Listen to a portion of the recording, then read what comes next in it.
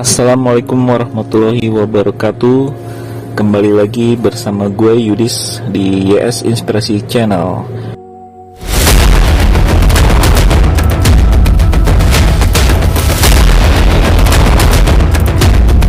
Oke, kali ini gue ingin bagikan info dan tips seputar GERD. Sebelumnya, mari kita cari tahu dulu ya guys, apa itu GERD. Kita cari dan baca beberapa informasi di pencarian Google. Dan untuk sekarang, gue coba tampilkan informasi dari situs www.silomhospital.com. Kalian lihat dan baca, GERD merupakan penyakit yang sangat umum terjadi pada pencernaan manusia. GERD adalah istilah yang digunakan untuk menggambarkan suatu simptom atau perubahan mukosa yang diakibatkan oleh gangguan sistem saluran pencernaan, di mana asam lambung dan isi perut mengalir kembali ke kerongkongan.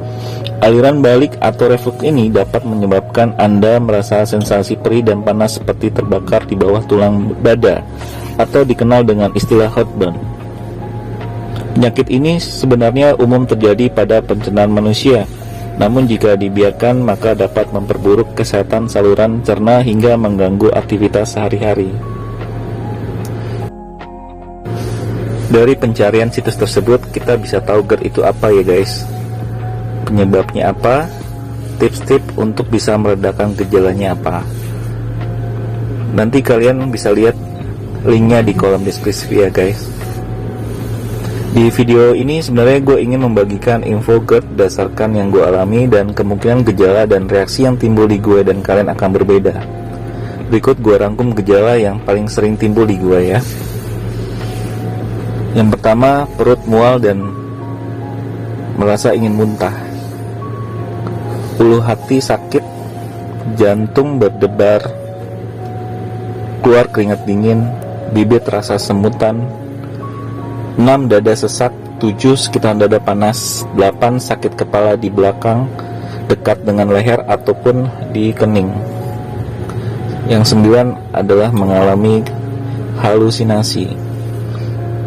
Dari semua gejala yang timbul biasanya sangat mengganggu ya guys, dan gue akan kasih tahu apa yang harus kalian lakukan jika mengalami gejala-gejala tersebut. Yang pertama kalian lakukan adalah mengecek atau daftar ke dokter ya guys, karena kita harus memastikan apa yang kita rasakan diperiksa oleh ahlinya, yaitu dokter. Dokter akan menganalisa sakit kita berdasarkan keluhan.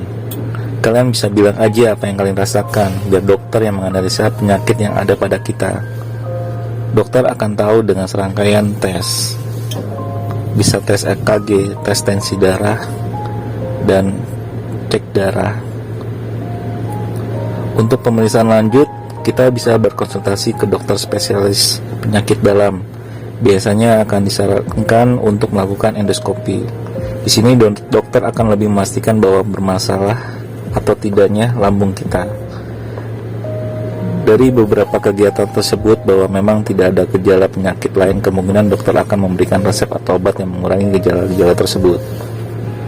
Yang kedua, kalian harus membuat suges bahwa kamu tidak kenapa-napa. Hal ini ampuh banget buat gue. Biasanya bagi yang mengalami GERD, yang ada di pikiran kalian mengalami penyakit berat yang menyebabkan psikologi kalian mengalami tekanan. Dan jika dalam posisi ini, kamu akan merasakan kepanikan yang tinggi sehingga membuat keluarnya keringat dingin dan jantung berdebar.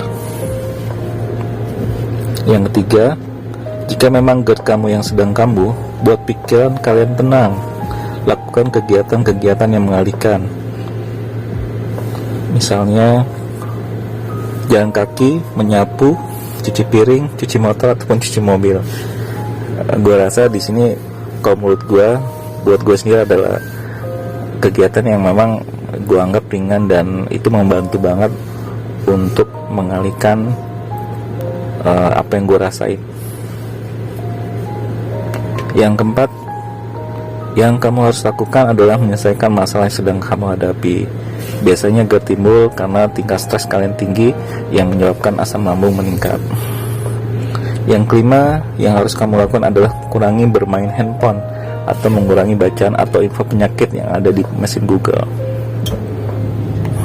Dikarenakan jika kalian sering ataupun terus mencari informasi tersebut, hal itu akan membuat kalian merasa resah.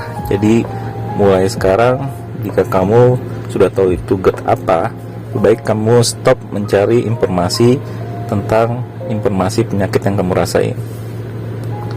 Kamu bisa alihkan dengan menonton beberapa video-video yang membuat hati kalian senang ataupun bisa kalian tertawa.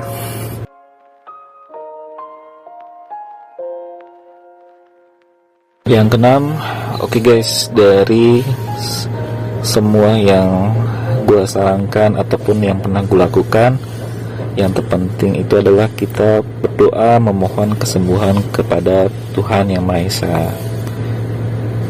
Apapun yang kita lakukan untuk mencari kesembuhan untuk penyakit yang kita alami, ada baiknya memang kita berdoa, karena kesembuhan dan kesehatan itu hanya bisa diberikan oleh Tuhan Yang Maha Esa. Well, demikian info yang bisa gua kasih. Jika menurut kalian video ini bermanfaat dan membantu kalian, support channel ini dengan tunggu dan tonton terus video-video dari channel ini ya guys. Gue Yudis pamit dulu. Wassalamualaikum warahmatullahi wabarakatuh.